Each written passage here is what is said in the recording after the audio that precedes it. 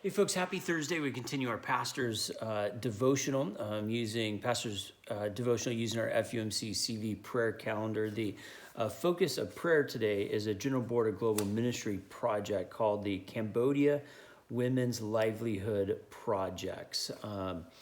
And if you read some about that, what you discover is some of the difficulties in Cambodia, the just difficult economics, rural livelihoods, lots of girls that are forced to drop out of school so they can actually move to urban centers, work in factories to send money back to their parents, and then you get all of these very young, uneducated girls in these urban factories, and you get cycles of abuse and oppression and all kinds of stuff. And then eventually women who, a workforce that is largely uneducated and completely dependent upon others. And so it's just cycle after cycle after cycle.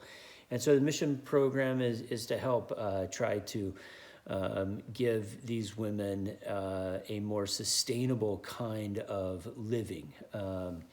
And we appreciate that work, and we see that kind of oppression. We're thankful that we don't see as much of that in the United States, but we still see that in different pockets around the world. And the United Methodist Church is invested in helping marginalized groups to develop sustainable lifestyles. And the marginal group in this case, these Cambodian women. And so it got me to think about women in the Bible, and there's all kinds of different stories, and Jesus, his relationship with women. So turn in your Bible to Luke chapter 23, and this is a similar story that we can read out of all the Gospels. I just chose the one out of Luke. So Luke chapter 23, Luke's in the New Testament, Matthew, Mark, Luke. Luke is the third of the Gospels. And Luke chapter 23, verse 44. It was now about noon, and darkness came over the whole land until 3 p.m, while the sun's light failed, and the curtain of the temple was torn in two. Then Jesus, crying with a loud voice, said, "Father, into your hands I commend my spirit." Having said this, he breathed his last. When the centurion saw what had taken place, he praised God and said, "Certainly this man was innocent."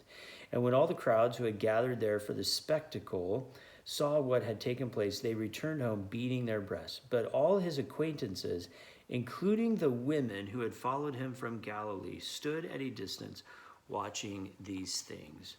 From time to time, as we hear about the disciples of Jesus, I mean, of course, all of those original apostles are named, they're named men, but we see that there's a large group, potentially a large group of women who are also following him.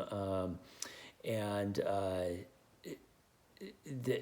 some places they're named, in some places they go unnamed. We don't know how many there were, but certainly he reached out and cared for women and included women as disciples. We see that continue in the New Testament, some of the work with Peter and Paul, and the kind of people, women who are leading some of their churches and who they rely on as leaders.